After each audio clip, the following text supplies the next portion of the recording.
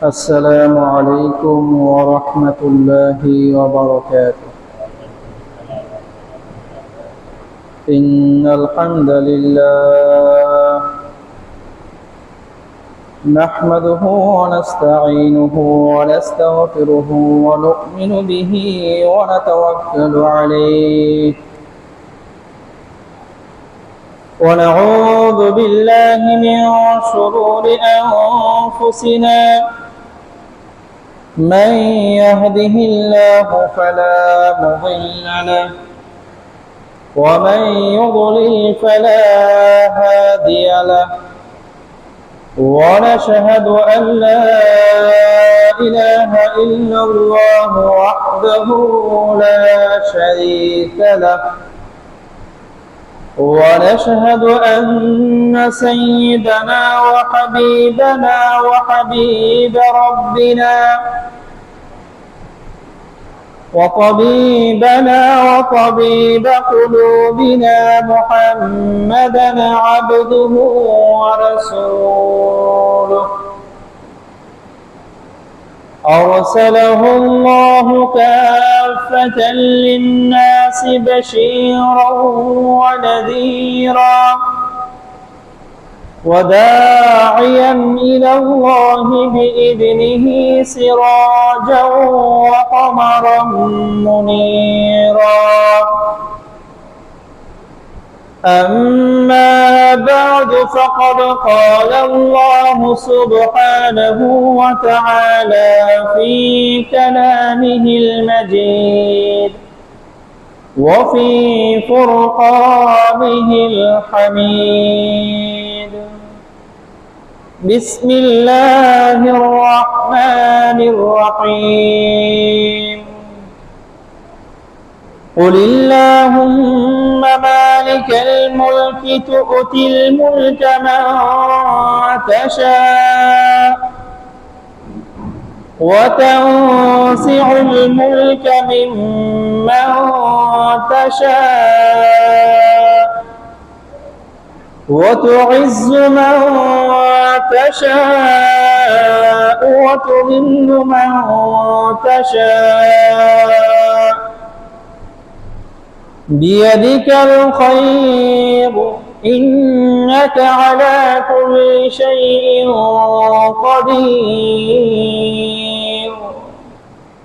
صدق الله المولانا العظيم. وأن صفوان بن سليم رضي الله عنه أخبره عن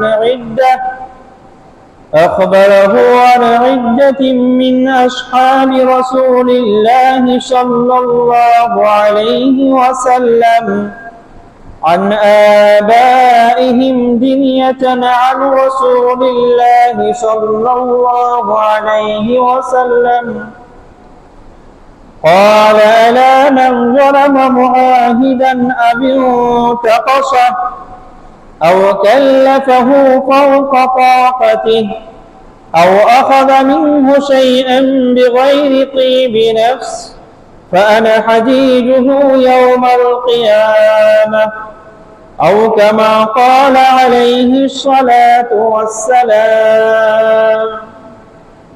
صدق الله المولانا العظيم وصدق رسوله النبي الأمي الكريم ونحن على ذلك لمن الشاهدين والشاكرين والحمد لله رب العالمين.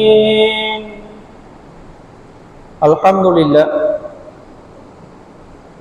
মহান আল্লাহ সুবহানাহু ওয়া তাআলা এর পাক ও সাফ দরবারে লাখ কোটি শুকরিয়া যে মহান আল্লাহ সুবহানাহু ওয়া তাআলা আমাদের সকলকে দীর্ঘ এক সপ্তাহ পর পবিত্র জুমার দিনে জুমার নামাজ আদায় করার উদ্দেশ্যে পৃথিবীর সর্বোৎকৃষ্ট স্থান এবং আল্লাহ সুবহানাহু ওয়া তাআলা এর মনোনীত ঘর মসজিদে এসে জুমার নামাজ আদায় করার পূর্বে কোরআন এবং হাদিস থেকে কিছু আলোচনা করা এবং শ্রবণ করার তৌফিক এনায়েত করেছেন। সেই মহান আল্লাহ সুবহানাহু ওয়া তাআলা এর দরবারে দিল থেকে একবার কালিমাতুশ শুকর পাঠ করি, আলহামদুলিল্লাহ। আল্লাহ পাকের ফজল ও করম যে আল্লাহ রাব্বুল আলামিন আমাদেরকে খুব সহজে ইসলামের পরিচয় ধারণ করার তৌফিক দিয়েছেন।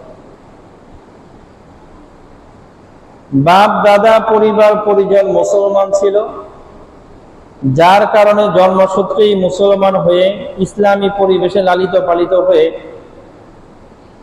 ইসলামী ইবাদতগুলো সহজেই বোধগম্য করা এবং সেই মোতাবেক আমল করার তৌফিক আল্লাহ দিয়েছেন। এটা অনেক বড় নিয়ামত। এই নিয়ামতটা তারাই উপলব্ধি করতে পারে যারা বিধর্মীদের ঘরে জন্ম নেওয়ার পরে ইসলাম ধর্মই যে একমাত্র সঠিক ধর্ম এই বুঝ তাদের আসে। তখন সেই ধর্ম ছেড়ে ইসলাম ধর্ম গ্রহণ করা এটা যে কতটা কঠিন, আর ইসলাম ধর্ম গ্রহণ করে জীবন যাপন করা এটা যে কতটা কঠিন, এটা শুধুমাত্র তারাই বুঝে। একজন হিন্দু সে কোনোভাবে বুঝতে পারলো ইসলাম ধর্মই সঠিক ধর্ম, ওই ধর্ম আমাকে ফলো করা লাগবে। এখন হিন্দু ধর্ম ছেড়ে দিয়ে সে যদি মুসলমান হয়, তার পরিবার পরিজন তাকে ছেড়ে দেবে, তার আত্মীয় স্বজনেরা তাকে ছেড়ে দেবে, তার প্রতিবেশীরা তাকে ছেড়ে দেবে, মা বাবা জায়গা সম্পত্তি দেবে না, অর্থ সম্পদ দেবে না, বাড়িতে থাকতেও দিবে না। এই লোকটা বাড়ি ঘর ছাইরা ভিন্ন একটা পরিবেশে আইসা এই যে আমাদের বিভিন্ন মসজিদে গিয়া তখন বলে বেড়াইতে হয়, আমি নও মুসলিম, এখন আমার চলার মতো কোনো গতি নেই, আপনারা একটু সাহায্য করে। এই ক্ষেত্রে দুটো বিষয়, এক হলো ওই যে হিন্দু ধর্ম ছেড়ে মুসলমান ধর্মে এসে ঈমান টিকিয়ে রাখা, এর উপর অবিচল থাকা কতটা কষ্টের এটা সে বুঝে। আমি তো মুসলমানের ঘরে জন্ম নিয়েছি, ইসলাম ধর্ম পালন করা যে কতটা কঠিন কাজ আমি তো বুঝি না। আমি তো ওই পরিবেশটাই পেয়ে গেছি। আমার তো নামাজ পড়তে গেলে বলে না বাবা যে তোর সম্পত্তি দিব না। আমি ইসলাম ধর্ম ফলো করতে গেলে আত্মীয় স্বজনরা তো বলে না যে তোর পরিচয় আমরা দেব না। আমাদের জন্য এটা বোঝা কঠিন। এই জন্য এটা একটা নিয়ামত যে আল্লাহ রাব্বুল আলামিন ইসলাম ধর্ম আমাদের জন্য সহজ করে দিয়েছে। যেহেতু কথা প্রসঙ্গে চলে আসলো, একজন বিধর্মী মুসলমান হওয়ার পরে সে অসহায় হয়ে পড়ে, কিন্তু রাসূল সাল্লাল্লাহু আলাইহি ওয়াসাল্লামের জামানায় কোন একজন কাফের মুশরিক যদি মুসলমান হইতো সে অসহায় হইতো না, বরং মুসলমানদের জন্য বিধান হলো কেউ যদি নতুন করে ইসলাম ধর্ম গ্রহণ করে তাহলে তাকে সব ধরনের সুযোগ সুবিধা করে দেওয়ার দায়িত্ব মুসলমানদের। এবং কি প্রথম জামানায় অনেক গোত্রের মানুষেরা এই আশাই বসে থাকতো কখন একজন বিধর্মী মুসলমান হবে আর তাকে আমরা আশ্রয় দেব, আমরা তাকে বংশ পরিচয় দেব। যেমন মনে করেন এক সময় সৈয়দ বংশের লোকেরা একজন পাইলো মুসলমান হয়েছে নতুন, নিয়া তাদের বংশের পরিচয় দিত, এই লোকটা আজকে থেকে সৈয়দ বংশের, এই লোকটা আজকে থেকে এই জমিদার বংশের, এই লোকটা আজকে থেকে চৌধুরী বংশের, এই লোকটা আজকে থেকে কাজী বংশের, অমুক বংশের, এই পরিচয় তারা দিয়ে দিত যে আমার বংশের পরিচয় তুমি চলবা। কিন্তু আমাদের বর্তমান জামানায় যদি কোনো হিন্দু, বৌদ্ধ, খ্রিস্টান, মুসলমান হয়, আমরা কেউ আমাদের বংশীয় পরিচয় তারা দিতে চাই না, তুই তোর মতো চল। আমরা আমাদের ব্যবসা বাণিজ্যের রাস্তাটাকে দেখাই দেই না, আমরা তাকে আর্থিকভাবে সহায়তা করে একটা বাড়ি ঘর বানিয়ে দেওয়ার ফিকির করি না। আমরা চাই অনুকূল মুসলমান হতে ওর মতো কাজ করে খায়। এখন যেখানেই যায় সেখানেই গিয়ে দেখা যায় সে ধাক্কার শিকার হয়, সবাই খালি ধাক্কায়। আল্লাহ, এটা উচিত না। একজন বিধর্মী যখন ইসলাম ধর্ম গ্রহণ করে মুসলমানদের দায়িত্ব হলো তাকে সাহায্য সহযোগিতা করা। যদি আমরা মুসলমানরা তাকে সাহায্য সহযোগিতা না করি, আমাদের বংশীয় পরিচয় তাকে না দেই, আমাদের ব্যবসা বাণিজ্যে তাকে অংশগ্রহণ করতে না দেই, আমাদের বাজারে ব্যবসা করার সুযোগ যদি আমরা তাকে না দেই, আমাদের মুসলমান ঘরে তার বিবাহ শাদীর ব্যবস্থা যদি আমরা না করি, আর এই কারণে সে বিক্ষুব্ধ হয়ে যদি আবার ইসলাম থেকে দূরে সরে যায়, এর জন্য আমরা মুসলমানরা দায়ী থাকি। আল্লাহু আকবার। তো যেই কথাই ছিলাম সেটা হলো আমরা মুসলমান, জন্মসূত্রেই মুসলমান। ইসলাম বোঝা, ইসলাম পালন করা আমাদের জন্য আল্লাহ তাআলা অনেক সহজ করে দিয়েছেন, এটা শুকরিয়ার বিষয়। কিন্তু বাস্তবিক পক্ষে আমরা পরিপূর্ণ ইসলাম বুঝি না এবং পরিপূর্ণ ইসলাম মানতেও চাই না। অথচ আল্লাহ রাব্বুল আলামিন বিধান দিয়েছেন, ইয়া আইয়ুহাল্লাযীনা আমানু দুখুলু ফিস-সিলমি কাফা। আল্লাহ রাব্বুল আলামিন বলেছেন, হে ঈমানদাররা, তোমরা ইসলাম ধর্মে পরিপূর্ণরূপে প্রবেশ করো। অর্ধেক না, পরিপূর্ণরূপে। এমন না যে ইসলামের কিছু বিধান আমার ভালো লাগলো, আমি পালন করলাম, আর কিছু বিধান আমার পছন্দ হইল না, বাস আমি মানলাম না। এইভাবে হইলে আমি মুসলমান না। আমি যদি পূর্ণাঙ্গ মুসলমান হইতে চাই, তাহলে ইসলামের বিধানের মধ্যে আমাকে পরিপূর্ণ প্রবেশ করা লাগবে। ইসলামের যেই বিধান আমার মন মতো সেটাও আমি পালন করব, ইসলামের যেই বিধান আমার ভালো লাগতেছে না সেটাও আমি পালন করব, তাহলে আমি পরিপূর্ণ মুসলমান। এখন আমার তো ভালো লাগে, হুজুর শুনছি মিষ্টি খাওয়া নাকি সুন্নত। এখন তো আমার 3 বেলায় মিষ্টি খেতে ভালো লাগে। এখন আবার শুনলাম যে আল্লাহর রাস্তায় রক্ত ঝরানো সুন্নত, এটা তো মজা লাগে না। কথা বলছি না? মিষ্টি খাওয়া সুন্নত, খুশির সংবাদ পাইলে জোরে চিল্লান দিয়ে আলহামদুলিল্লাহ বলে মিষ্টি কই, সেটা তো ভালোই লাগে। কিন্তু আল্লাহর দ্বীন কায়েম করার জন্য রক্ত ঝরানো, এটাও যে রাসূলের সুন্নাহ, এটাও যে গুরুত্বপূর্ণ একটা বিষয়, এটা তো আমার ভালো লাগে না। শুধু তাই না, পবিত্র কোরআন এবং হাদিসের মধ্যে রাসূল সাল্লাল্লাহু আলাইহি ওয়াসাল্লাম ইসলামকে বিজয় করার জন্য, আল্লাহর দ্বীনকে সমুন্নত করার জন্য যেই যুদ্ধগুলো তিনি প্রতিষ্ঠা করেছিলেন, সেই যুদ্ধগুলোকে বলা হয় জিহাদ। কি বলা হয়? কথা বলেন, কি বলা হয়? জিহাদ। জিহাদ কে করেছেন? রাসূল নিজে করেছেন। জিহাদ কে করেছেন? রাসূলের প্রত্যেকটা সাহাবী করেছেন। জিহাদ কে করতে বলেছেন? আল্লাহ করতে বলেছেন। আল্লাহ জিহাদ করতে বলেছেন, রাসূল জিহাদ করেছেন, রাসূলের প্রত্যেকটা সাহাবী জিহাদ করেছেন। কিন্তু আমরা এখন মুসলমানেরা, একজন মুসলমান আরেকজন মুসলমানকে পাকড়াও করি, ও জিহাদি, ওর কাছে জিহাদি বই পুস্তক আছে, আরো ধরো। আমরা মনে হয় কথাগুলো বুঝতেছি না। জিহাদ করতে বলেছেন আল্লাহ, জিহাদ করেছেন আল্লাহ রাসূল, জিহাদ করেছেন রাসূলের সমস্ত সাহাবীরা। এই জিহাদ হলো এই ইবাদতের মধ্যে সবচেয়ে দামি ইবাদত। এমনকি রাসূল বলেছেন, নামাজ, রোজা, হজ, যাকাত, এই সবগুলোর চাইতে দামি ইবাদত হলো জিহাদ। কি? আর এই জিহাদ আমাদের বর্তমান জামানায় একজন মুসলমান আরেকজন মুসলমানকে এটা বলে কটাক্ষ করে, এটা বলে পাকড়াও করে। ওর কাছে জিহাদি বই আছে। জিহাদি বই আছে মানে সন্ত্রাস। এখন সরাসরি তো বলতে পারে না যে আমাদের নবী সন্ত্রাস, নাউজুবিল্লাহ বলেন, কারণ জিহাদ কে করেছে? আমার নবী করেছে। সরাসরি তো বলতে পারে না সাহাবীরা সন্ত্রাস, সাহাবীরাই তো জিহাদ করেছেন।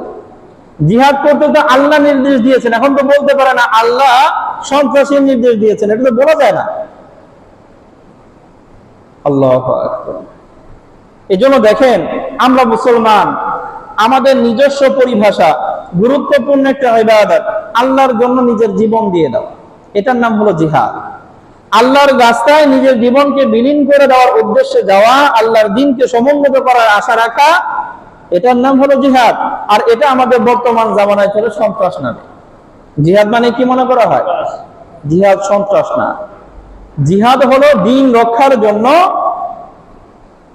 প্রতিপক্ষ যারা আছে তারা দ্বীনকে আঘাত করে তাদের বিরুদ্ধে যুদ্ধ করা, দেশ রক্ষার জন্য যুদ্ধ করা, এটা হলো ঈমান রক্ষার জন্য যুদ্ধ করা।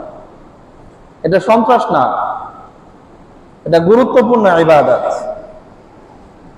এই যে আমরা নিজেরাও যখন সংবাদ মাধ্যমে শুনি অমুকের কাছে জিহাদি বই পাওয়া গেছে, আমরা বলি লোকটা কেমন, জিহাদি বই রাখা লাগবে কে লিগে?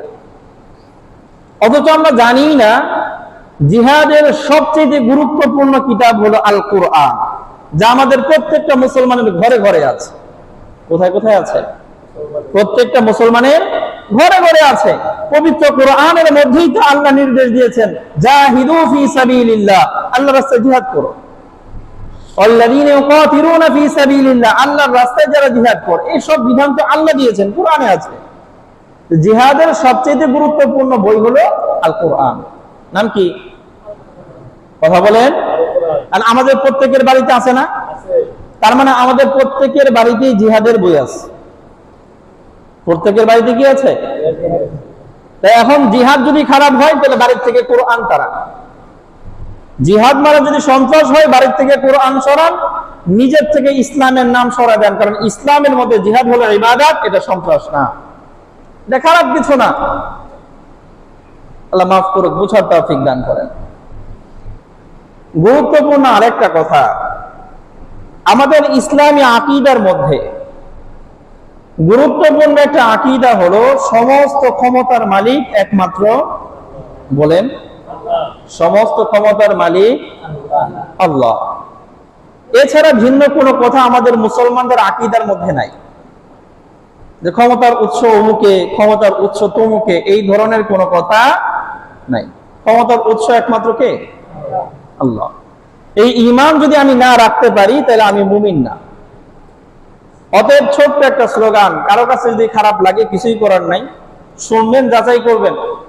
যদি মনে হয় যে না এটা ইসলামের কথা, বিশুদ্ধ কথা, মানতেই হবে। যদি না মানেন আপনার ঈমানে সমস্যা, আমার কিছু করার নাই। আমরা আমাদের এই পৃথিবীর বিভিন্ন দেশে যে গণতন্ত্রের চর্চা করি, কি তন্ত্র? গণতন্ত্র। এই গণতন্ত্রের একটা স্লোগান হলো সমস্ত ক্ষমতার উৎস হলো জনগণ। বলেন, সমস্ত ক্ষমতার উৎসকে। আর আমাদের মুসলমানদের আকীদা কি? সমস্ত ক্ষমতার উৎসকে আল্লাহ। এখন দেখেন তো আমাদের এই আকীদার সাথে এই স্লোগানের কি মিল আছে? কথা কন। সমস্ত ক্ষমতার উৎস কি আমি আর আপনি না আল্লাহ?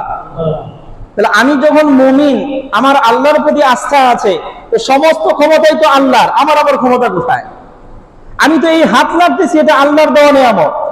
আমি যে এই মুখ দিয়ে কথা বলতেছি, এটাও তো আল্লাহর দেওয়া নিয়ামত, আমার আবার ক্ষমতা কোথায়? অতএব সমস্ত ক্ষমতার উৎস একমাত্র আল্লাহ, এই ঈমান রাখতে হবে। যদি আমি বলি যে না, ক্ষমতার উৎস আমরা এই জনগণ, আমরা সবাই, তাহলে বুঝতে হবে আল্লাহর সাথে শিরিক করা হচ্ছে, এটা কুফরি মতবাদ। এখন যদি আমার পছন্দ হয় তাইলেও আমি মানবো, পছন্দ না হলেও মানতে হবে। না মানলে তো কুফরি মতবাদ গ্রহণ করলে তো ঈমান থাকবে না। আমার কথা কি বোঝা যায়? তাহলে সমস্ত ক্ষমতার উৎসকে মন থেকে বলেন তো, এই বিশ্বাস আছে তো? তাহলে সমস্ত ক্ষমতার উৎস যদি আল্লাহ হয় তাহলে আমরা কেমনে হই? আমরা তো আল্লাহর কাছ থেকে ধার নেওয়া ক্ষমতা নিয়ে চলতেছি। আল্লাহ ধার দিয়েছেন। কি দিয়েছেন? আল্লাহ ধার দিছে। এই যে হাত লাড়ার ক্ষমতা আল্লাহ ধার দিছে, যতদিন পর্যন্ত আল্লাহ চাইবেন দিয়ে রাখছেন। যখন আল্লাহ বলবে যে না, তোরা আর হাত লাড়ার ক্ষমতা দিব না, আল্লাহ নিয়ে নেবে, আমার আর থাকবে না। তাহলে এই কথাটা আমরা বিশ্বাস করি, ক্ষমতার উৎস একমাত্র আল্লাহ। এই জনগণ ক্ষমতার উৎস, এই চিন্তা চেতনা, এই মতবাদ, এই আদর্শ, এটা ভুল, এটা কুফরি মতবাদ। আমার যদি পছন্দ হয় এই কথা, এরপরেও এটা সঠিক। যদি পছন্দ না হয় এই কথাটাই সঠিক, মানতে হবে, না হলে ঈমান। কথা বলে না, বুঝেন না? আমি যে কথাটা বললাম, এখন যদি কারো কাছে মনে হয় যে এটা কেমন কথা, যাচাই বাছাই করতে পারেন। যে সমস্ত ক্ষমতার উৎস একমাত্র আল্লাহ, এই বিশ্বাস আমাদের ধারণ করতে হবে। ক্ষমতার উৎস আমরা জনগণ, এটা যদি মনে করি, এটা কুফরি মতবাদ, এটা গ্রহণ করা যাবে না। আল্লাহ বুঝার তৌফিক দান করেন। ঈমান যদি স্বচ্ছ না থাকে, ঝামেলা আছে। ঈমান যদি কি না থাকে, স্বচ্ছ না থাকে, ঝামেলা আছে। আল্লাহ বুঝার তৌফিক দান করেন। আমার সারা দুনিয়া বরবাদ হোক, আখিরাত যেন বরবাদ না হয়। আমার সারা দুনিয়া শেষ হয়ে যায়, আমার পরকাল যেন শেষ না হয়। কারণ দুনিয়াতে এতটুকু, আমার পরকাল তো সীমাহীন। দুনিয়া কতটুকু? এই সামান্য। এই কেউ 10 বছর, কেউ 5 বছর, কেউ 1 বছর, কেউ 30 বছর, কেউ সর্বোচ্চ 60, 80, 90 বছর। এরপরে তো দুনিয়ার হিসাব শেষ। আর আখিরাত সেটা তো অনন্তকাল। আমার এই পুরো দুনিয়া যদি বরবাদ হয়ে যায়, আমার অর্থ সম্পদ বাড়িঘর সব যদি শেষ হয়ে যায়, দুঃখ নাই যদি পরকাল সাজানো যায়। আর এই দুনিয়ার সব কিছু কামানোর পরে যদি পরকাল বরবাদ করে দেই, তাহলে এর চাইতে হতভাগা, এর চাইতে দুর্ভাগা আর কেউ নেই। আল্লাহু আকবার। আল্লাহ বুঝার তৌফিক দান করেন। তাহলে সমস্ত ক্ষমতার মালিককে, সমস্ত ক্ষমতার মালিককে।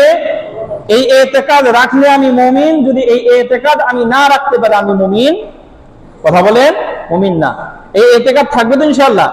সমস্ত ক্ষমতার উৎসকে আবার মনে করেন না যে হুজুরে বানায় বলতেছে। সূরা আলে ইমরান আয়াত নাম্বার 26, আল্লাহ রাব্বুল আলামিন তার নবীকে বলছেন, কুল, হে নবী, আপনি আপনার উম্মতদেরকে একটু বলে দেন, আপনার উম্মত যারা আছে তাদেরকে একটু বলে দেন, আল্লাহুম্মা মালিকাল মুলক, সমস্ত রাজত্বের মালিক আপনি একমাত্র আল্লাহ। আমার আল্লাহ বলতেছেন নবী আপনি জানায়া দেন। সূরা আলে ইমরান আয়াত নাম্বার 126, আয়াত নাম্বার 26, এই কথাটা মনে রাখবো। আল্লাহ বলছেন নবী আপনি আপনার উম্মতদেরকে জানায়া দেন। কি জানায়া দেবেন? রাসূলকে বলতে সুন্দর করে ডাকেন, আল্লাহুম্মা, হে আল্লাহ, মালিকাল মুলক, আপনি সমস্ত বাদশাহীর মালিক, সমস্ত রাজত্বের মালিক আপনি একমাত্র আল্লাহ, আর কেউ না। সমস্ত রাজত্ব কার হাতে? এজন্য আল্লাহ বলেন, তুতিল মুলকা মান তাশা, তুতিল মুলকা মান তাশা, আপনি যাকে চান রাজত্ব দেন। রাজত্ব কার কাছে? আল্লাহ। অতএব আপনি যাকে চান রাজত্ব আপনি তাকে দেন। কে দেন? আল্লাহ দেন। এই রাজত্ব কোন রাজত্ব? এটা একটা দেশের রাজত্ব হতে পারে, এটা একটা সমাজের রাজত্ব হতে পারে, একটা পরিবারের রাজত্ব হইতে পারে, এই দেহের রাজত্ব হইতে পারে। মুফাসসিরিনে কেরাম বলেছেন নিজের এই দেহের উপর রাজত্ব এটার মালিক একমাত্র আল্লাহ। আল্লাহ যাকে চান কিছুদিনের জন্য ধার দেন। নতিহি, আল্লাহ রাব্বুল আলামিন আমি দেই, ধার দেই। যেমন আমরা একজনকে আমার বাড়ি ব্যবহার করতে দিলাম, যে কদিন আমার মনে চাই তুমি ব্যবহার করো, আমি যখন বলবো যে না তোমার আর দিন না, শেষ। এই জন্য এই রাজত্ব আল্লাহ রাব্বুল আলামিন যাকে চান তাকে ধার দেন। তুতিল মুলকা মান তাশা, আপনি যাকে চান এই রাজত্ব তাকে ধার দেন। ধার দেওয়ার মানেই তো বোঝা যায় যেটা চিরস্থায়ী না।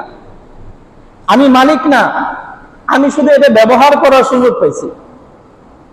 তাহলে আল্লাহ রাব্বুল আলামিন যাকে চান এই রাজত্ব তার কাছে ধার দেন, ব্যবহার করার সুযোগ দেন। তার মানে চিরস্থায়ী না, যে কোনো সময় আল্লাহ কি করবেন? এটা নিয়ে নেবেন। কিভাবে নেবেন?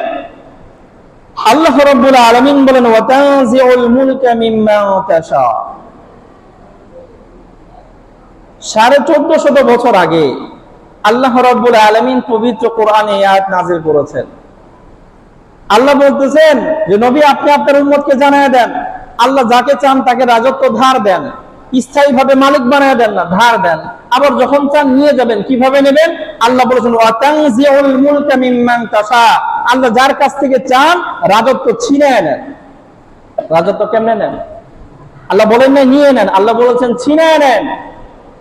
মুফাসসিরিনে কেরাম এটার ব্যাখ্যা করেছেন ছিনিয়ে নেন কেন? কারণ এই দুনিয়ার মধ্যে আমরা যারা মানুষ, আমাদেরকে আল্লাহ রাব্বুল আলামিন একটা স্বভাব দিয়েছেন, সেটা হলো কোনো ক্ষমতা পাইলে এটা ছাড়বা চাই না। কোনো ক্ষমতা যদি পায় এটা কি করতে চায় না। এই যে মসজিদে ইমাম সাহেব হয়েছে, ছাড়বার মন চায় না, আমি করবো ইমামতি। মসজিদের সভাপতি হয়েছে, ছাড়তে মনে চায় না। মসজিদের মুতাওয়াল্লি হয়েছে, ছাড়তে মনে চায় না। সেক্রেটারি হয়েছে, ছাড়তে মনে চায় না। এলাকার মেম্বার হয়েছে, আর পদ ছাড়বার মনে চায় না। চেয়ারম্যান হয়েছে, ছাড়বার মনে চায় না। এমপি হয়েছে, ছাড়তে মনে চায় না। মন্ত্রী হয়েছে, ছাড়তে, এটা ওদের নেচার। এই জন্য আল্লাহ রাব্বুল আলামিন বলেছেন, তানজিউল মুলকা মিম্মান তাশা, আমি যার কাছ থেকে চাই তার কাছ থেকে ক্ষমতা ছিনায় নেই। এমনি তো দিতে চায় না, ছিনায় নেই। ওয়াতুইজ্জু মান তাশা, আল্লাহ রাব্বুল আলামিন যাকে চান তাকে সম্মানিত করেন। কে করেন? আল্লাহ। দুনিয়ার সব মানুষ তাকে বেইজ্জত করতে চায়, যদি আল্লাহ চায় আমি তারে সম্মান দেব, আল্লাহ তাকে সম্মানিত করে দেন। আল্লাহ। অতুযিল্লু মান তাশা, আর আল্লাহ রাব্বুল আলামিন যাকে চান তাকে অপদস্থ করেন। দুনিয়ার সব মানুষ চাইছে তারে সম্মানের আসনে বসায় রাখবে, তারে পূজা করবে, কিন্তু আল্লাহ রাব্বুল আলামিন তো তার নসিবে লেখা রাখছেন হলো বেইজ্জতি। বাস বেইজ্জত হয়েই ছাড়বে। ইন্নাকা, আল্লাহ রাব্বুল আলামিন বলেন বিয়াদিকাল খায়র, রাসূল আপনি আপনার উম্মতকে জানায় দেন যে আল্লাহ রাব্বুল আলামিনের হাতেই সমস্ত কল্যাণ আর অকল্যাণ। সব কার হাতে? আল্লাহর হাতে। ইন্নাকা আলা কুল্লি শাইইন কাদির, নিশ্চয় আল্লাহ রাব্বুল আলামিন সব বিষয়ে ক্ষমতাবান। কে? আল্লাহ। আল্লাহু আকবার। তাহলে এই আয়াত থেকে আমরা বুঝতে পারলাম সমস্ত ক্ষমতার উৎস একমাত্র আল্লাহ, আর কেউ না। আমরা যারা সাময়িক ক্ষমতা পাই, এই ক্ষমতা হলো আল্লাহর পক্ষ থেকে ধার দেওয়া। আমাকে আল্লাহ মালিক বানায় দেন নাই যে আমি চিরস্থায়ী মালিক হয়ে গেছি, এরকম না। যে কোনো সময় এটা ফেরত দিতে হবে। আমাদের স্বভাব হলো ফেরত দিতে মনে চায় না, এই জন্য আল্লাহ রাব্বুল আলামিন যখন চান এটা আবার ছিনে নিয়ে নেন। আল্লাহু আকবার। পবিত্র কোরআনের মধ্যে সূরা আনফাল আয়াত নাম্বার 45 এবং 46, আমরা বর্তমান প্রেক্ষাপট নিয়ে দুইটা আয়াত আপনাদেরকে শোনায় দেই। খেয়াল করবেন, পবিত্র কোরআনের আয়াত, এই আয়াতের অর্থ প্রেক্ষাপট আপনাদের জানা দরকার না? কথা বলেন। আল্লাহ রাব্বুল আলামিন বলেছেন সূরা আনফাল আয়াত নাম্বার 45 এবং 46, ইয়া আইয়ুহাল্লাযীনা আমানু, আল্লাহ বলেছেন হে ঈমানদাররা, ইযা লাকীতুম ফিআতান, যখন তোমাদের কোন দলের সাথে মোকাবেলা হবে, যখন তোমাদের কোন দলের সাথে কি হবে? মোকাবেলা হবে। বাস যুদ্ধে লেগে গেছো, প্রতিপক্ষের সাথে তোমরা লেগে গেছো। আল্লাহ রাব্বুল আলামিন বলেন তোমাদের কয়েকটা যদি গুণ থাকে, এক নাম্বার আল্লাহ রাব্বুল আলামিন বলেছেন ফাসবুতু, যেহেতু যুদ্ধ লেগে গেছে স্থির থাকবা, পিছপা হইবা না। এটা কার কথা? আল্লাহর কথা। হে ঈমানদাররা, যদি কারোর সাথে তোমাদের যুদ্ধ লেগে যায় তোমরা স্থির হইবা, পিছপা হইবে না। ওয়াযকুরুল্লাহ কাসীরা, আর বেশি বেশি করে আল্লাহর স্মরণ করবা। যুদ্ধ লেগে গেছে, এক নাম্বার কাজ আল্লাহর বিধান হলো স্থির থাকবা, পিছপা হওয়া যাবে না, অগ্রগামী হওয়া লাগবে। দুই নম্বর হলো বেশি বেশি করে আল্লাহর স্মরণ করবা, আল্লাহর জিকির মুখের মধ্যে রাখবা। লাআল্লাকুম তুফলিহুন, আল্লাহ বলেছেন তাহলে সফলকাম হয়ে যাবে। আরো সিফাত আছে, ওয়াতিউল্লাহ ওয়া রাসূলা, আর এই যুদ্ধ পরিচালনা করার ক্ষেত্রে আল্লাহ এবং তার রাসূলকে ফলো করবা, আল্লাহ এবং তার রাসূলকে ফলো করবা। ওয়ালা তানাযাউ, আর নিজেরা স্থিরভাবে থাকবা, নিজেদের মধ্যে কোনো বিভেদ সৃষ্টি করবা না, মতানৈক্য তৈরি করবা না, সবাই ঐক্যবদ্ধ থাকবা। যদি ঐক্যবদ্ধ না থাকো, নিজেরা নিজেদের বাহিনীর মধ্যে ঝামেলা লাগায় দাও, আল্লাহ রাব্বুল আলামিন বলেছেন ফাতাফশালু, যদি তোমরা নিজেদের মধ্যে ঝামেলা লাগায় দাও, ফাতাফশালু, যদি বিক্ষিপ্ততা তৈরি করো, ওয়াতাযহাবা রিহুকুম, আল্লাহ রাব্বুল আলামিন বলেছেন তোমাদের ভয় শত্রুপক্ষের মন থেকে আল্লাহ দূর করে দেবে। এই জন্য যদি যুদ্ধ লেগে যায় আল্লাহ বলেছেন স্থির থাকবা, আল্লাহকে স্মরণ করবা, আল্লাহ এবং তার রাসূলের ইতাআত করবা, বিক্ষিপ্ত হইবা না। এই কয়েকটা সিফাত যদি থাকে, আল্লাহ রাব্বুল আলামিন বলেন ওয়াসবিরু, ধৈর্য ধারণ করবা, ধৈর্য ধারণ করবা। ইন্নাল্লাহা মা'আস সাবিরিন, নিশ্চয় আল্লাহ রাব্বুল আলামিন ধৈর্য ধারণকারীর সাথেই আছেন। যারা ধৈর্য ধারণ করে আল্লাহ রাব্বুল আলামিন তাদেরকে সহযোগিতা করেন। খেয়াল করেন, আমরা বর্তমানে এই দেশে যে পরিস্থিতিতে আছি, যে অবস্থানে আছি, যে সময়ে আছি, যে কোনো একটা বড় ধরনের একটা ঘটনা আমাদের দেশে তো ঘটে গেছে। এখন আমাদের যে অবস্থান, আমরা যে অবস্থানে আছি, এই অবস্থানে আমাদের দিক নির্দেশনা হলো যে এই যে ছাত্ররা একটা আন্দোলন করেছে, তারা স্থির ছিল, অবিচল ছিল, তারা রাজপথে নামাজও পড়ছে। আপনারা দৃশ্য দেখেছেন কিনা? নামাজ পড়েছে। এই যে অবস্থান তৈরি করে তারা যে একটা প্রেক্ষাপট দাঁড় করিয়েছে, এইখানে আমাদের গুরুত্বপূর্ণ কিছু করণীয় আছে। ওটা তো করছে যুবক ছেলেরা, ছাত্ররা করেছে। আমাদের এই প্রেক্ষাপটে আমাদেরও কিছু করণীয় আছে। সূরা আরাফ আয়াত নাম্বার 56, আল্লাহ রাব্বুল আলামিন বলেছেন ওয়ালা তুফসিদু ফিল আরদ, আল্লাহ রাব্বুল আলামিন বলেছেন ওয়ালা তুফসিদু ফিল আরদ, তোমরা এই জমিনে বিশৃঙ্খলা সৃষ্টি করো না। কি সৃষ্টি করো না? বিশৃঙ্খলা। বাদা ইসলাহিহা, এটা সংশোধন হয়ে যাওয়ার পরে, সমাধান হয়ে যাওয়ার পরে এটা নিয়ে আবার কি করো না? বিশৃঙ্খলা সৃষ্টি করো না, নৈরাজ্য তৈরি করো না।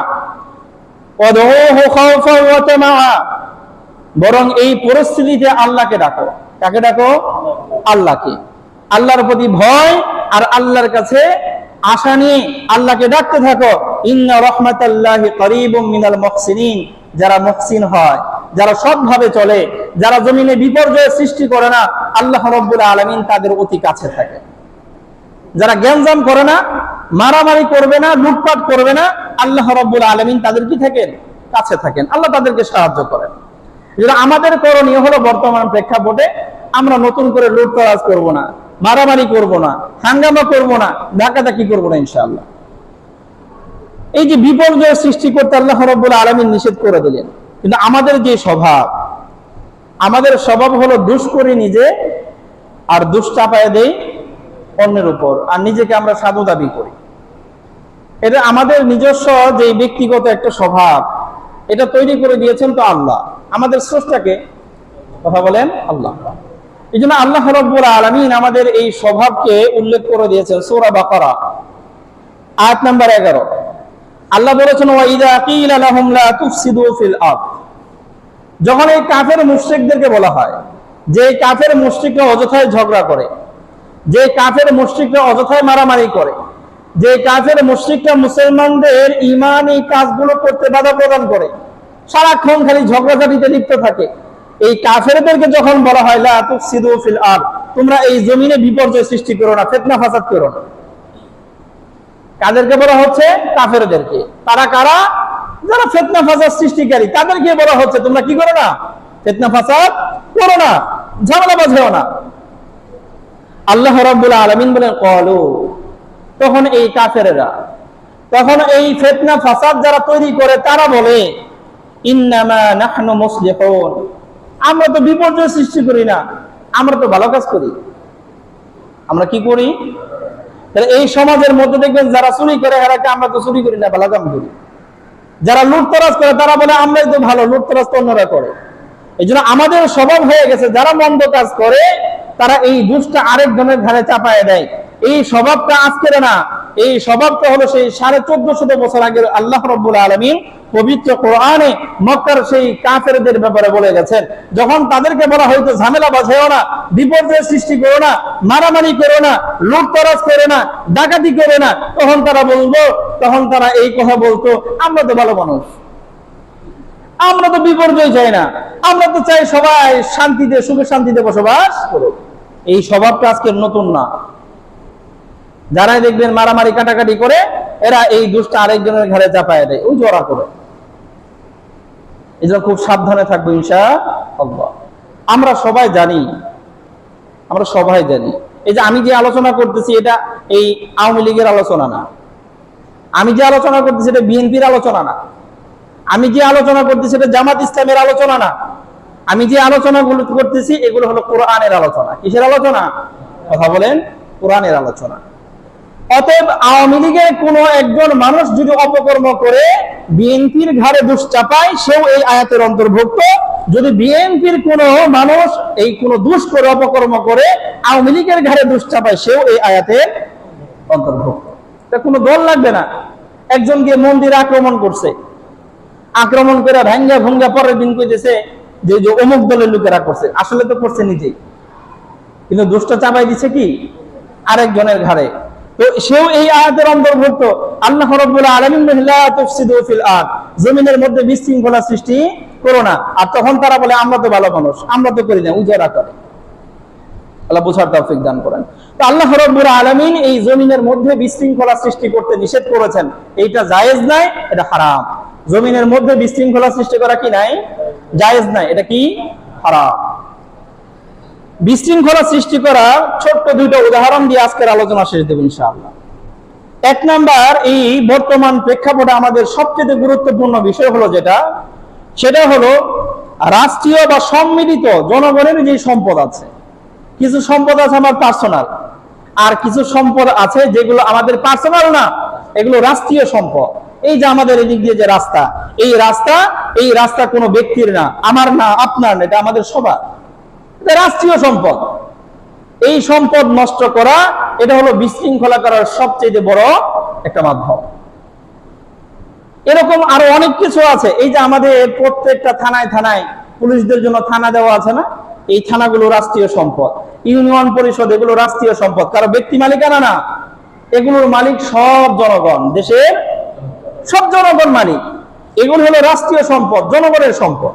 এগুলো নষ্ট করা যাবে না, লুটতরাজ করা যাবে না। এটা হলো প্রথম কাজ।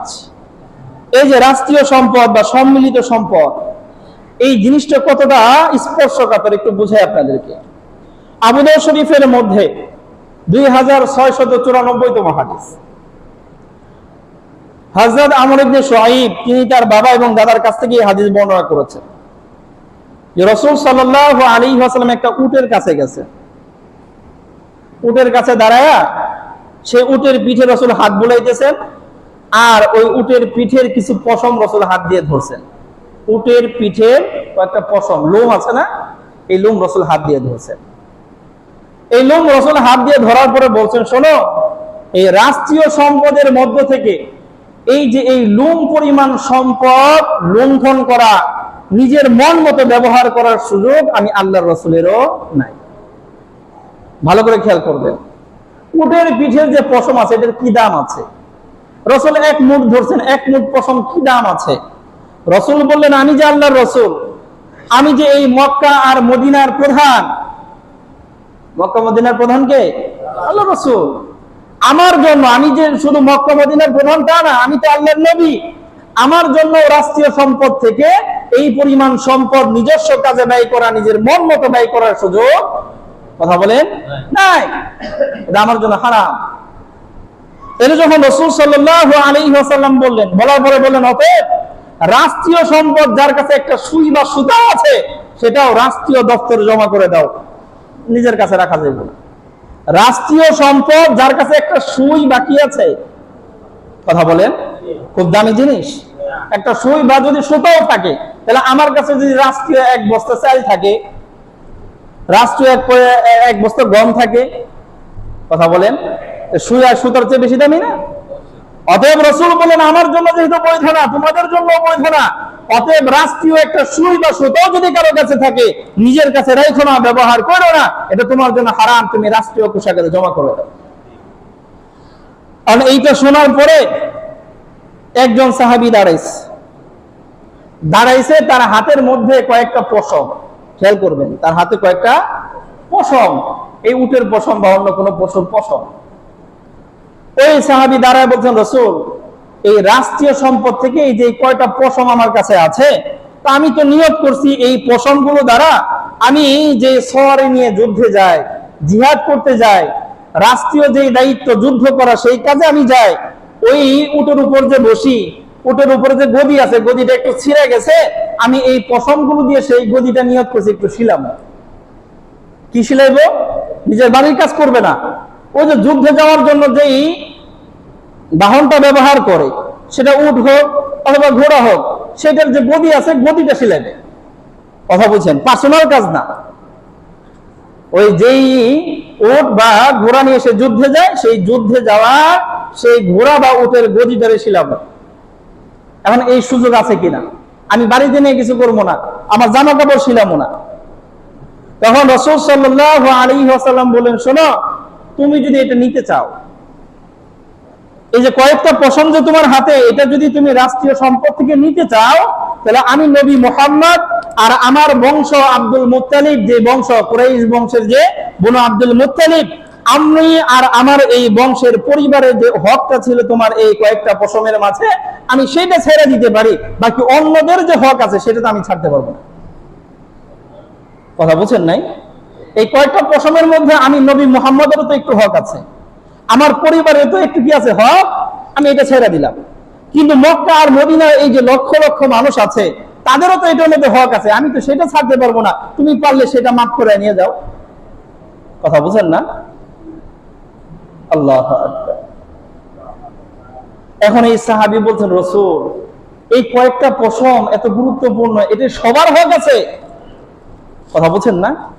এত মানুষের হক আছে, আপনার হক আলাদা মাফ করাইতে হয়, বনু আব্দুল মুত্তালিবের হক আলাদা মাফ করাইতে হয়, কুরাইশ বংশের লোকের এই হক আলাদা মাফ করাইতে হয়, আনসার সাহাবীদের হক আলাদা মাফ করাইতে হয়, মুহাজির সাহাবীদের হক আলাদা মাফ করাইতে হয়। কিন্তু বিশাল ঝামেলার ব্যাপার। রাসূল, আমার এগুলো দরকার নাই, দেখে দেন। কথা বুঝছেন না?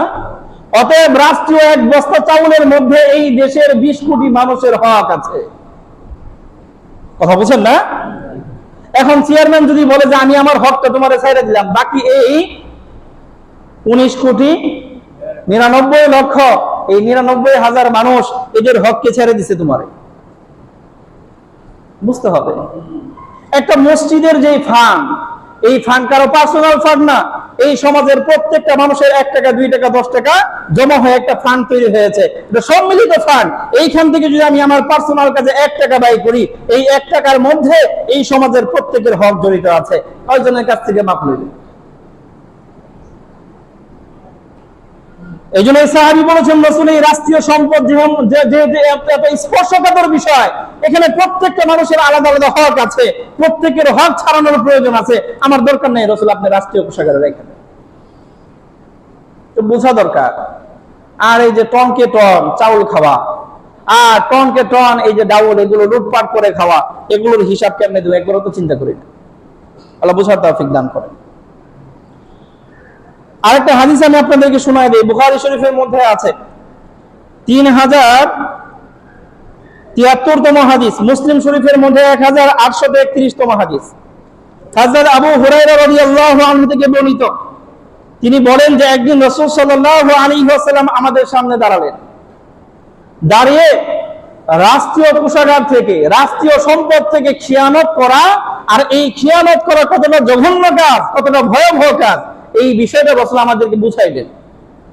রাষ্ট্রীয় সম্পদ লুট করা, রাষ্ট্রীয় সম্পদ এটা নিজের কুক্ষিগত করে রাখা, রাষ্ট্রীয় সম্পদের মধ্যে খিয়ানত করা, এটা কত ভয়াবহ কাজ। রাসূল সাল্লাল্লাহু আলাইহি ওয়াসাল্লাম আমাদেরকে সেই কথা বুঝালেন, আমাদেরকে সতর্ক করলেন, বললেন শোনো, লা উলফিয়ান্না আহাদুকুম ইয়াওমাল কিয়ামাতি আলা রাকাবাতিহি শাআতুন লাহা তুগাব। রাসূল সাল্লাল্লাহু আলাইহি ওয়াসাল্লাম বলেন, শোনো আয়ে আমার সাহাবীরা, আমার উম্মতেরা, কিয়ামতের ময়দানে আমি যেন তোমাদের কাউকে এই অবস্থায় না পাই যে তোমার কাঁধের উপরে একটা বকরি আছে। কাঁধের উপরে কি আছে? একটা বকরি আছে, যেই বকরি ম্যাঁ ম্যাঁ করে শব্দ করতেছে, এই অবস্থায় যেন আমি তোমারে না পাই। তার মানে কি, ওই যে রাষ্ট্রীয় সম্পদ থেকে একটা বকরি মেরে দিছে, কথা বুঝেন না? আর কিয়ামতের দিন ওই বকরি কাঁধে নিয়ে উঠছে, আর ওই বকরি চিৎকার করতেছে, ম্যাঁ ম্যাঁ করতেছে। রাসূল বলেন এই অবস্থায় যেন আমি তোমাদের কাউকে না পাই। ওই সময় গিয়া যদি বলো রাসূল আমার একটু সাহায্য করেন, তা আমি ওই সময় বলবো যে আমি এখন তোমাকে সাহায্য করার কোনো অধিকার রাখি না। আমি তোমাকে দুনিয়াতেই সতর্ক করে আসছিলাম, আমার এই হাদিস বুখারী আর মুসলিমে পড়ছিলা, ইমাম সাহেব বলছিল তুমি শুনছিলা, এরপরও কেন ছাগলটা চুরি করছো? এরপর রাসূল সাল্লাল্লাহু আলাইহি ওয়াসাল্লাম বলেন, শোনো তোমাদের কাউকে যেন এমন অবস্থায় না পাই যে তার কাঁধের উপর একটা ঘোড়া, যে ঘোড়া শব্দ করতেছে, সাবধান, এরকম যেন না পায়। আর সেই কিয়ামতের দিন চিৎকার করে তখন বলবে, ইয়া রাসূলুল্লাহ গিসনি, হে আল্লাহর রাসূল আজকে আমার একটু সাহায্য করেন, কাঁধের উপরে ঘোড়াটা উঠে পড়ছে, নামে না তো, রাসূল একটু সাহায্য করেন। তো রাসূল বলেছেন, ফাআকুলু লা আমলিকু লাকা শাইআ, আমি বলবো আমি আজকে তোমার উপকার করার কোনো অধিকার রাখি না। ক্বাদ আবলাগতুকা, আমি এই সংবাদ তো দুনিয়াতে থাকতেই দিয়ে আসছি যে এই কাম, কথা বলেন, করো না। রাসূল সাল্লাল্লাহু আলাইহি ওয়াসাল্লাম আরো বলেছেন, এমন যেন না হয় যে তোমাদের কিয়ামতের দিনে একজন উঠছে, তার কাঁধের উপর বিশাল বড় একটা উট, এই উট শব্দ করতেছে, আর সে বলতেছে, ইয়া রাসূলুল্লাহ গিসনি, হে আল্লাহর রাসূল আপনি আমার একটু সাহায্য করেন না। রাসূল বলেছেন, আমি সেই দিন বলবো আমার আজকে সাহায্য করার কোনো ক্ষমতা নাই, কারণ আমি দুনিয়াতেই সতর্ক করছিলাম এই কাজ, কথা বলেন, করো না। রাসূল সাল্লাল্লাহু আলাইহি ওয়াসাল্লাম বলেছেন, ওয়ালা রাকাবাতিহি সামিতুন, আবার কিছু মানুষ এরকম ভাবে যেন না দাঁড়ায় যে তার কাঁধের উপর কিছু বুবা জিনিস আছে। কি জিনিস আছে? বুবা, যেই জিনিসগুলো কথা বলতে পারে না। ওই মনে করেন যে 1 টন চাউল তার কথা বলতে পারবো না। ওই রাষ্ট্রের পক্ষ থেকে কাপড় দেওয়া হয়েছে গরিবদেরকে দেওয়ার জন্য, কিন্তু কাপড় তো আমি মেরে দিছি, বিচ্চালাইছি, সেই কাপড়ের বস্তাগুলো গাঁটটিগুলো আমার কাঁধে, তেল মেরে দিছি, তেল আমার কাঁধে, পেঁয়াজ আসছিল, পেঁয়াজ মেরে দিছি, সেগুলো আমার কাঁধে, এগুলো তার কথা বলতে পারে না। রাসূল সাল্লাল্লাহু আলাইহি ওয়াসাল্লাম বলেছেন, এই জাতীয় জড় পদার্থ নিয়ে যদি উপস্থিত হও আর বলে, ইয়া রাসূলুল্লাহ গিসনি, হে আল্লাহর রাসূল আপনি আমাকে একটু সাহায্য করেন না, এই বোঝাগুলো কাঁধে থেকে নামায়া দেন না, এই চিহ্নগুলো আমার এই শরীর থেকে দূর করে দেন না। রাসূল বলেছেন, আমি সেই দিন বলবো, লা আমলিকু লাকা শাইআ, আমি আজকে তোমার কোনো উপকার করতে পারবো না।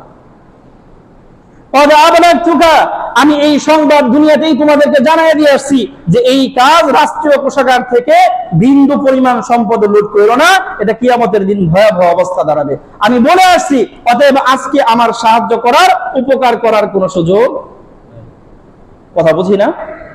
যে রাসূল সাল্লাল্লাহু আলাইহি ওয়াসাল্লাম তার উম্মতকে সাহায্য করার জন্য সেই মিজানের পাল্লার কাছে দাঁড়িয়ে থাকবেন, যে রাসূল সাল্লাল্লাহু আলাইহি ওয়াসাল্লাম তার উম্মতকে উপকার করার জন্য হাউজে কাউসারের সেখানে গিয়ে দাঁড়ায় থাকবেন, যে রাসূল তার উম্মতকে উপকার করার জন্য আল্লাহ রাব্বুল আলামিনের আরশের কাছে গিয়ে দাঁড়ায় থাকবেন, আর সেই রাসূল বলবেন যে আমি আজকে তোমার কোনো উপকার করতে পারবো না, কারণ তুমি রাষ্ট্রীয় সম্পদ লুণ্ঠন করেছো, যেই সম্পদের মাঝে দেশের প্রত্যেকটা জনগণের অধিকার ছিল, সবার কাছ থেকে মাপ নেওয়া লাগবে।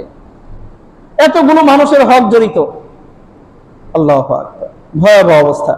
তো আল্লাহ রাব্বুল আলামিন আমাদের সকলকে এই রাষ্ট্রীয় যতটুকু সম্পদ আমার দায়িত্বে আসে এইখান থেকে যেন আমি বিন্দু পরিমাণে লুট না করি, আল্লাহ রাব্বুল আলামিন আমাদেরকে স্বচ্ছতার জীবন দান করে। খেয়াল রাখবো ইনশাআল্লাহ। আবু দাউদ শরীফের মধ্যে 2710তম হাদিস, খেয়াল করেন, যায়েদ ইবনে খালিদ আল জুহানি রাদিয়াল্লাহু আনহু থেকে বর্ণিত, রাসূল সাল্লাল্লাহু আলাইহি ওয়াসাল্লামের একজন সাহাবী খায়বার যুদ্ধের দিন তিনি নিহত হয়েছেন, যুদ্ধের দিন নিহত হয়ে গেছেন। তো যুদ্ধের মধ্যে যারা নিহত হয় তাদেরকে বলা হয় শহীদ। কি বলা হয়? আর শহীদদের জন্য বিনা হিসেবে জান্নাত, যদি কোনো বান্দার হক নষ্ট না করে থাকে তাহলে বিনা হিসেবে কি জান্নাত। শহীদ হয়েছে সাথে সাথে জান্নাত, যদি কোনো বান্দার হকের গরমিল না থাকে। তো একজন সাহাবী খায়বার যুদ্ধের দিন এরকম শহীদ হয়ে গেছে। তো সাহাবায়ে কেরাম রাসূল সাল্লাল্লাহু আলাইহি ওয়াসাল্লামকে গিয়ে সংবাদ জানায়, রাসূল ওই যে অমুক সাহাবী না শহীদ হয়েছে, আসেন জানাজা পড়তে হবে। তখন রাসূল সাল্লাল্লাহু আলাইহি ওয়াসাল্লাম বলেন, সাল্লু আলা সাহিবিকুম, তোমরা তোমাদের বন্ধুর নামাজ পড়ে ফেলো, আমি যাব না। রাসূল বললেন, সাল্লু আলা সাহিবিকুম, আল্লাহ রাসূল বলতেছেন তোমরা তোমাদের ওই বন্ধু, ওই সাথী, আমার ওই সাহাবীর জানাজার নামাজ পড়ো, আমি। বলেন তো সাহাবায়ে কেরাম চিন্তিত হবেন না খুশি হবে? ব্যাপার কি, একজন সাহাবী খায়বার যুদ্ধের দিন মৃত্যুবরণ করেছে, রাসূল জানেন সাহাবী, আমরা জানি আমাদের সহযোগী সাহাবী, সে মারা গেছে যুদ্ধের দিন, শহীদ হয়ে গেছে, রাসূল জানাজা পড়াবে না হয়? কথা বুঝেন না?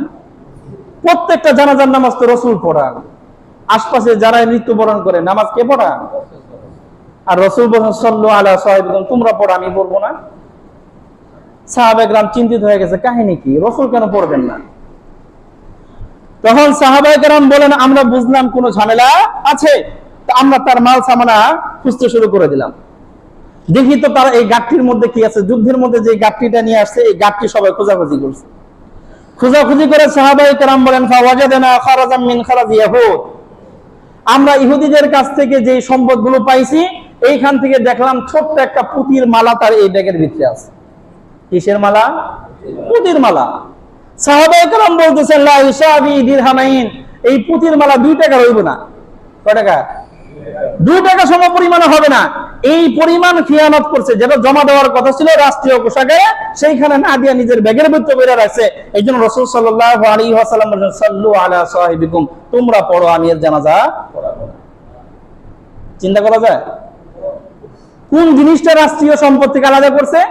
1 কোটি টাকার জিনিস 2 টাকাও হবে না। কয় টাকা হবে না? আল্লাহু আকবার। আর আমরা তো লক্ষ লক্ষ কোটি টাকা এই থেকে ওই করি, আমাদের কোনো টেনশন নাই। আল্লাহ। ইবনে মাজাহ শরীফের মধ্যে 2850তম হাদিস, উবাদা ইবনে সামিত রাদিয়াল্লাহু আনহু থেকে বর্ণিত যে রাসূল সাল্লাল্লাহু আলাইহি ওয়াসাল্লাম হুনাইনের যুদ্ধের দিন আমাদের সাথে নামাজ আদায় করলেন। নামাজ পড়ার পরে এই গনিমতের মাল, রাষ্ট্রীয় কোষাগারের যে মাল, এগুলোর একটা উটের কাছে গেছেন। গিয়া রাসূল সাল্লাল্লাহু আলাইহি ওয়াসাল্লাম বলেছেন, এই যে উট আর যা কিছু যুদ্ধ থেকে আমাদের কাছে আসছে, এই সবগুলো হলো রাষ্ট্রীয় মাল। কি মাল? রাষ্ট্রীয় মাল।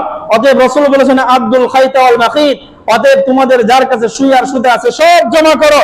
ফামা ফাওকা যালিকা ফামা দুনা যালিকা, এর চেয়ে বড় হলেও জমা করো। সুই আর সুতার চাইতে নগণ্য কিছু যদি কারো কাছে থাকে সেটাও কি করো? জমা করো, এগুলো কেউ নিজের কাছে রেখে দিও না, লুট করো না। ফাইন্নাল গুলুল আরুন আলা আহলিহি ইয়াউমাল কিয়ামা, কারণ যেই ব্যক্তি এই রাষ্ট্রীয় সম্পদ থেকে সুই আর সুতার চাইতেও ন্যূনতম কিছু লুট করবে, আল্লাহ রাসূল সাল্লাল্লাহু আলাইহি ওয়াসাল্লাম বলেছেন এটা কিয়ামতের দিন তার লজ্জার কারণ হবে। এই যে সামান্য কিছু চুরি করছে, 1 টাকা 4 আনা 8 আনা সম পরিমাণ করছে, রাসূল বলতেছেন এটা কিয়ামতের দিন তার অপদস্থ হওয়া, মানুষের সামনে লজ্জিত হওয়ার কি হবে, কারণ হবে। সাবধান। তিরমিজি শরীফের মধ্যে 2374তম হাদিস, খাওলা বিনতে কায়েস একজন মহিলা সাহাবী, তিনি হামজা ইবনে আব্দুল মুত্তালিব এর স্ত্রী ছিলেন। তিনি বলেন আমি রাসূল সাল্লাল্লাহু আলাইহি ওয়াসাল্লামকে বলতে শুনেছি, ইন্না হাযাল মাল খাযিরাতুন হুলওয়াতুন, এই যে দুনিয়ার যে সম্পদ আছে, টাকা পয়সা অর্থ সম্পদ যা আছে, রাসূল সাল্লাল্লাহু আলাইহি ওয়াসাল্লাম বলেছেন এগুলো সবুজ। সবুজ মানে দেখতে অনেক মনোরম, দেখতে ভালো লাগে। দেখতে কি লাগে? ভালো লাগে। রাসূল আরো বলেছেন হুলওয়াতুন, এগুলো মিষ্টি, খাইতেও মজা। লুটপাট করা যারা খায় জিজ্ঞেন তো খাইতে অনেক মজা, দেখতেও সুন্দর, মানে দেখলে ওটা ধরতে মনে চায়, আবার খাইতেও কি লাগে, ভালো লাগে। তো রাসূল সাল্লাল্লাহু আলাইহি ওয়াসাল্লাম বলেছেন এই দুনিয়ার সম্পদ এগুলো মনোরম, এগুলো মিষ্টি, তবে মানে আসাবাহা বিহাক্কিহি বুরিকা লাহু ফীহি, যেই ব্যক্তি ন্যায্যভাবে সঠিক পন্থায় এগুলো অর্জন করবে আল্লাহ রাব্বুল আলামিন তার এই সম্পদের মধ্যে বরকত দেবে। এই সম্পদ এগুলো দেখতে সুন্দর, ভোগ করতে অনেক মিষ্টি, আনন্দের, মজার, কিন্তু রাসূল বলেছেন কেউ যদি বৈধ পন্থায় এগুলো উপার্জন করে আল্লাহ তার সম্পদে কি দেবেন, বরকত দেবেন।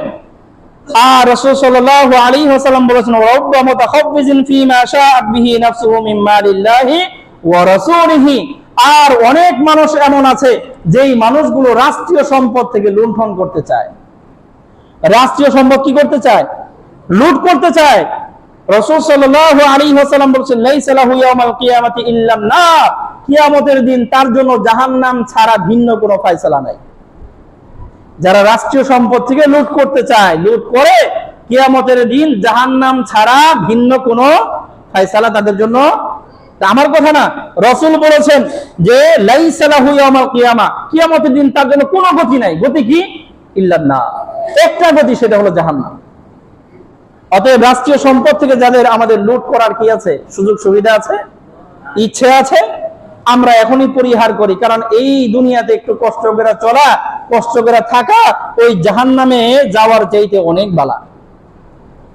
কারণ ওইটা তো আর শেষ হবে না, শুরু আছে কোনো কি নাই, শেষ নাই। আল্লাহু আকবার। বুখারী শরীফের মধ্যে 3074তম হাদিস, হযরত আব্দুল্লাহ ইবনে আমর রাদিয়াল্লাহু আনহু থেকে বর্ণিত। তিনি বলেন যে একজন সাহাবী রাসূল সাল্লাল্লাহু আলাইহি ওয়াসাল্লামের মাল সামানা পাহারা দেওয়ার দায়িত্বে আছে। কার মাল সামানা পাহারা দেয়? কার? তার মানে রাসূলের খাদেম সে। কার খাদেম? কথা বলেন না। রাসূল, আমাদের রাসূলকে, যিনি হলেন সাইয়্যিদুল মুরসালিন, সমস্ত রাসূলদের লিডার, যিনি আল্লাহর কাছে সবচেয়ে প্রিয়, যিনি, তার খাদেম। এখন বলেন তো, রাসূলের যে খাদেম, রাসূলের যে সেবা করে, সে কি দামি মানুষ না কম দামি মানুষ? রাসূলের সেবায় নিয়োজিত, রাসূলের সেবা করতে পারতেছে, এর চেয়ে খুশনসিব আর কি আছে? এই লোকটা, যার নাম হলো কিরকিরা, ওনার নাম, আরবি নাম, আমাদের কাছে শুনতে একটু অন্যরকম লাগে, কিরকিরা ওনার নাম।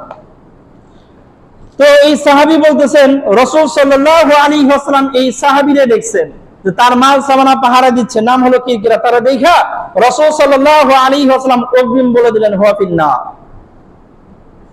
এই যে লোকটারে দেখতেছো, নাম হলো কিরকিরা, সাহাবী, ঈমান আনছে, এই যে আমার মাল সামানা পাহারা দিচ্ছে, সে জাহান্নামী। সে কি? সে কিন্তু মরে নেই এখনো, সে জিন্দা আছে। রাসূলের মাল সামানা কি দিচ্ছে? কথা বলেন, পাহারা দিচ্ছে। সাহাবায়ে কেরাম বিচলিত হয়ে গেল, হায় হায়, বলে কি? তো সাহাবায়ে কেরাম তারা এই খোঁজাখুঁজি করলো, অনুসন্ধান করলো, কারণ কি? রাসূলের মাল সামানা পাহারা দিচ্ছে, রাসূলের কত কাছে গেছে, এই মানুষটা কেমনে জাহান্নামী হয়? একই তো সাহাবী, দুই হলো রাসূলের খাদেম, রাসূলের মাল সামানা পাহারা দিচ্ছে। এমন একটা সময় রাসূল তার ব্যাপারে কি শোনায় দিলেন, এই লোকটা জাহান্নামী। সাহাবায়ে কেরাম খোঁজাখুঁজি করতে লাগছে, যে এই মানুষটা মৃত্যুবরণ করার পরে সাহাবীরা খুঁজতেছে, রসুল বলছেন জাহান্নামী, তাহলে তো অবশ্যই কি আছে, কারণ আছে, জাহান্নামে যাবে রসুল বলেছেন, এটা তো মিথ্যা না, অবশ্যই কি হবে তাহলে জাহান্নামী। কেন জাহান্নামী? সাহাবায়ে কেরাম খুঁজতে খুঁজতে খুঁজতে করতে তার সম্পদের মধ্যে একটা জামা পাইছে। এটা কি পাইছে? জামা, যেই জামাটা রাষ্ট্রীয় সম্পদ থেকে সে চুরি করছিল। রাষ্ট্রীয় সম্পদ থেকে একটা জামা চুরি করছে, একটা জামা। এই মানুষটা রসুলের সাহাবী, এই মানুষটা রসুলের খাদেম, এরপরেও ফয়সালা কি, হুয়া ফিন্নার। কথা বুঝেন না? রসুলের যে সাহাবী ছিল সে মনে হয় 5 ওয়াক্ত নামাজ পড়ে নাই। কথা বলেন। রসুলের যে সাহাবী ছিল সে মনে হয় নফল নামাজ পড়ে নাই। রসুলের যে সাহাবী ছিল সে মনে হয় জিহাদ করে নাই, সে নিজের জীবন বাজি রাখে নাই। এরপরে রসুল সাল্লাল্লাহু আলাইহি ওয়াসাল্লামের মাল সামানা সে পাহারা দিচ্ছে। এই একজন সাহাবীর ব্যাপারে রসুল ফয়সালা দিলেন হুয়া ফিন্নার। কেন? কারণ ওই যে রাষ্ট্রীয় সম্পদ থেকে একটা জামা চুরি করছে। কি চুরি করছে? আল্লাহু আকবার। এই হাদিসগুলো আপনাদেরকে এই জন্যই শোনাচ্ছি যে আমাদের নতুন করে অনেকের সময় আসছে, রাষ্ট্রীয় সম্পদ এখন আমাদের নতুন করে কিছু মানুষের হাতে আসবে, আমরা এগুলো খেয়াল রাখবো। পরকাল যদি বরবাদ করতে যায়, আসবো আর খামো, আসবো আর যদি চাই আমার পরকাল ঠিক থাকুক, তাহলে আসলে এটা যেই খাতে খাতে ব্যয় করা দরকার আমি ওই খাতে ব্যয় করব, আমি এইখান থেকে বিন্দু পরিমাণে লুট করব না। আল্লাহ বুঝার তৌফিক দান করে। কেউ না। আমি আগেই বলেছি, এই যে আজকে যে কোরআন হাদিসের যে কথাগুলো বলতেছি, এগুলো কোন দলের জন্য না, এগুলো প্রত্যেকের জন্য। যার কাছে এই দায়িত্ব আসবে, আমি যদি এটা অমান্য করি তাহলে আমার ঠিকানা জাহান্নাম। আল্লাহু আকবার। আরেকটা হাদিস শোনায় দেই, বুখারী শরীফের মধ্যে 6707তম হাদিস, হযরত আবু হুরায়রা রাদিয়াল্লাহু আনহু থেকে বর্ণিত। তিনি বলেন, রাসূল সাল্লাল্লাহু আলাইহি ওয়াসাল্লামের সাথে খয়বর যুদ্ধের দিন আমরা বের হইছি।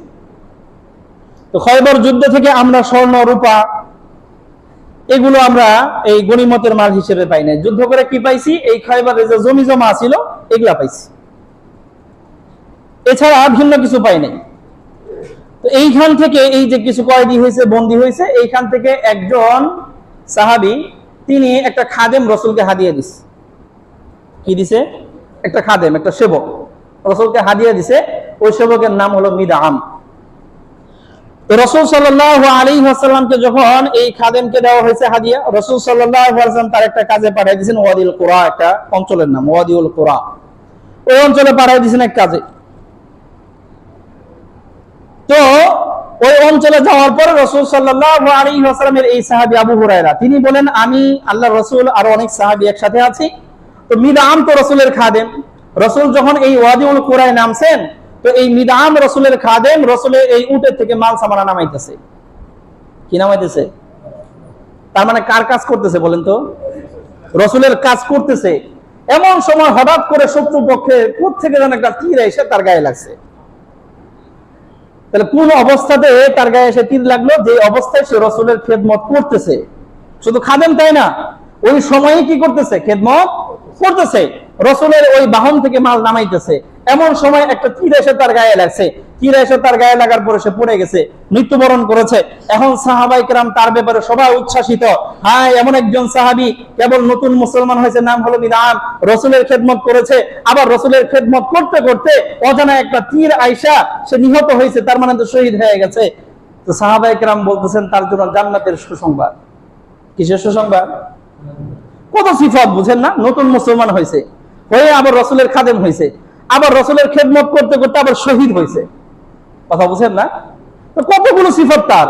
তো সাহাবায়ে কেরাম বলতেছেন যে এই ব্যক্তি তো জান্নাতি, জান্নাতের সুসংবাদ দিচ্ছে। সব সাহাবীরা বলাবলি করতেছে, হ্যাঁ কত সৌভাগ্য, এই লোকটা তো জান্নাতি, রসুলের খেদমত করতে করতে মারা গেছে। তখন রাসূল সাল্লাল্লাহু আলাইহি ওয়াসাল্লাম সাহাবায়ে কেরামদেরকে বললেন যে না, রাসূল সাল্লাল্লাহু আলাইহি ওয়াসাল্লাম বলেন, কাল্লা ওয়াল্লাযী নাফসি বিয়াদিহি আন্না আশ-শামলাতাল্লাতী আখাযাহা ইয়াওমা খায়বার মিনাল মাগানিম লাম তুসিবহাল মাকাসিম লা তাশতাইলু আলাইহা নারা। রাসূল সাল্লাল্লাহু আলাইহি ওয়াসাল্লাম বলেন, শোনো, এই খায়বার যুদ্ধের দিন এই খায়বার অঞ্চল থেকে এই খাদেম, এই আমার মিদআম, সে যে একটা কম্বল চুরি করছিল। কি চুরি করছে? কথা বলেন। একটা কম্বল চুরি করেছে, এই কম্বলটা কিয়ামতের দিন তার জাহান্নামের আগুন হয়ে তার মধ্যে প্রজ্বলিত হবে, সে জান্নাতি না। কাল্লা, রাসূল বলেছেন তোমরা যে জান্নাতের সুসংবাদ দিচ্ছ, কখনো না। কারণ সে রাষ্ট্রীয় কোষাগার থেকে, রাষ্ট্রীয় মাল থেকে, সম্মিলিত মাল থেকে একটা কি করেছে? কম্বল চুরি করছে। এরকম কত লক্ষ লক্ষ কম্বল আমরা চুরি করি। তাহলে একজন সাহাবী নতুন মুসলমান হয়েছে, মুসলমান হওয়ার সাথে সাথে অতীত জীবনের সব গুনাহ মাফ হয়ে রাসূলের সাহাবী হইতে পারছে। সাহাবী হওয়ার পরে রাসূলের খেদমত করার সুযোগ পাইছে। খেদমত করতে করতে আবার অজানা একটা তীর আইসা সে মৃত্যুবরণ করছে, শহীদ। এত কিছু হওয়ার পরেও সাহাবীরা যখন বলতেছে এ তো জান্নাতি, রাসূল বলেছেন কাল্লা, লা একটা শব্দ আছে না, আর কাল্লা, কখনো না, হতেই পারে না, সে জান্নাতে কেমনে যাইব? কারণ সে খায়বার যুদ্ধে থেকে এই সম্মিলিত মাল থেকে, রাষ্ট্রীয় মাল থেকে সে একটা কম্বল চুরি করছে, সে জান্নাতি হইতেই পারে না। রাসূল বলেছেন এই কম্বল জাহান্নামের আগুন হয়ে তার উপর প্রজ্বলিত হবে। চিন্তা করা যায়? হ্যাঁ, এরকম কত অসংখ্য এই কম্বল গুলা না আমরা চুরি করবার লাগছি। এই বিষয়ে ছোট্ট একটা হাদিস বলে আলোচনা শেষ। আবু দাউদ শরীফের মধ্যে 2716, এই যে মানুষগুলো চুরি করে, যে মানুষগুলো কি করে? কথা বলেন, চুরি করে। আমরা কিছু মানুষ আছে এই চুরি করতেছে, দেখতেছি, জানতেছি, সবকিছু আছে না? কথা বলেন, জানার পরে সুযোগ আছে প্রতিরোধ করার, এই তুই রাষ্ট্রীয় মাল চুরি করস কেন? অথবা ঊর্ধ্বতন কর্মকর্তা যেখানে আছে সেইখানে গিয়ে নালিশ করারও কি আছে? সুযোগ আছে। না আমরা দুধ আমার ব্যস্ত খাইকো, কথা বলেন, ওই আমার চাস্তো বোন জামাই লাগে খাইকো, এরকম বলি না আমরা? কথা বলেন, রাষ্ট্রীয় মাল চুরি করতেছে, আমি জানি প্রতিরোধ করার সামর্থ্য আমার আছে, কিন্তু আমি কি করলাম? সুযোগ করলাম না, খাইকো, মানুষের করার দরকার কি? করলে তো নিজেকে ইজ্জত যাবো। এরকম আছে না? রাসূল সাল্লাল্লাহু আলাইহি ওয়াসাল্লাম এই হাদিস আবু দাউদ শরীফের মধ্যে আছে, 2716তম হাদিস। হযরত সামুরা ইবনে জুনদুব রাদিয়াল্লাহু আনহু বর্ণনা করেন, রাসূল বলেছেন মান কাতামা গাল্লান ফাইন্নাহু মিসলু। রাসূল সাল্লাল্লাহু আলাইহি ওয়াসাল্লাম বলেছেন রাষ্ট্রীয় সম্পদ থেকে যে মানুষটা লুণ্ঠন করলো, লুট করলো, এই বিষয়টা দেখেও যেই ব্যক্তি গোপন করে রাখে, আড়ালে রাখে, তারে প্রশ্রয় দেয় যে না তোর কোনো সমস্যা নেই, আমি তোর প্রয়োগ করতেছি, কেউ জানবে না, তুই চুরি কর, বাটপারি কর। রাসূল বলেছেন মান কাতামা গাল্লান, যেই ব্যক্তি এই খেয়ানতকারীকে লুকিয়ে রাখবে, এই খেয়ানতকারীর কথা মানুষদেরকে জানতে আড়াল করে রাখবে, রাসূল সাল্লাল্লাহু আলাইহি ওয়াসাল্লাম বলেছেন ফাহুয়া মিসলুহু, এই বেটাও ওই বেটার মতো। এই বেটা চুরি করে যেই পরিমাণ গুনাহ তার আমলনামায় লেখাইব, ও শুধু তার প্রোটেক্ট করার কারণে, তার গোপন করার কারণে, তার এই সুযোগ করে দেওয়ার কারণে, তার প্রতিরোধ করার ছিল কিন্তু না করার কারণে, ওই লোকটা কম্বল চুরি করে যেরকম জাহান্নামী, ও চুরি না করেও জাহান্নামী। এই জন্য যে যারা চুরি করে খালি মনে করুন না আমি তার মেম্বার না, আমি তোর চেয়ারম্যান না, রাষ্ট্রীয় মাল তো আমার কাছে হয় না, আমার তো কোনো টেনশন নাই। তোমার চোখের সামনে দিয়ে চুরি হচ্ছে আর তুমি বলো না, তুমিও এক সমান দায়ী। তুমি সুযোগ করে দিচ্ছ, কারণ খালি মেম্বার আর চেয়ারম্যানের বকবেন কে লেগা, এমপি আর মন্ত্রীরা বকবেন কে লেগা, আমরা দায়ী। আমার কথাগুলো বুঝেন না? আমি যে আজকে শুরু থেকে নিয়ে এই পর্যন্ত যে কথাগুলো বলেছি, একটা কথাও তো আমার না, বানানো না, প্রত্যেকটা কথা কোরআন এবং হাদিসের, আল্লাহ এবং তার রাসূলের। এগুলো যদি আমরা মেনে চলি তাহলে আমাদের জীবন সুন্দর হবে, আমাদের দেশটাও সুন্দর হবে, আমাদের জনগণ সুখী হবে। আর যদি না মেনে চলি আমার জন্য পরকালে অনন্ত শাস্তির ব্যবস্থা আছে। আল্লাহ রাব্বুল আলামিন আমাদের সকলকে বোঝা এবং সেই মোতাবেক আমল করার তৌফিক দান করেন। আল্লাহ রাব্বুল আলামিনের ভয়াবহ সেই শাস্তি জাহান্নামের আযাব থেকে বেঁচে থাকার তৌফিক দান করেন। আমিন। ওয়া আখিরু দাওয়ানা আলহামদুলিল্লাহি রাব্বিল আলামিন।